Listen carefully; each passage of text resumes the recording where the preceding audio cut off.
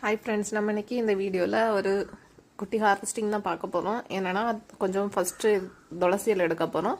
துளசி இலை பறிச்சதுக்கப்புறமா நம்ம கொத்தமல்லி கீரை, இது வந்து ஆல்ரெடி நான் சீடு போட்டு ஃபெயிலியர் ஆயிடுச்சு அப்படின்ட்டு ஒரு வீடியோ போட்டிருந்தேன். இதுலேருந்து 2 கொத்தமல்லி கீரை மட்டும் முளைச்சிருக்கு. ஸோ அதையும் எடுத்துக்கலாம். இதுக்கப்புறமா நமக்கு சிவப்பு தண்டு கீரை, அதுவும் பூ வர ஆரம்பிச்சிட்டு, ஸோ இதுக்கு மேலே விட்டால் சரி வராது. அதையும் பறித்து நம்ம இன்னைக்கு சூப் வச்சுக்கலாம். இவ்வளோ சிவப்பு தண்டிக்கீரை கிடச்சிருக்கு. இன்னும் சீடு முளைக்க போடணும். இதுக்கப்புறமா நம்ம வெற்றிலை செடி எப்படி நடுறது அப்படின்னுள்ள வீடியோவை நான் ஆல்ரெடி ஒரு ஷார்ட்ஸில் போட்டிருக்கேன்.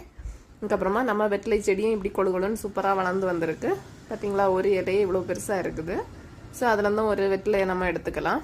இதுக்கப்புறமா நம்ம பர்பிள் மிளகாய், இதுலேயுமே ஒரு 5 மிளகாய் எடுத்துக்கலாம்.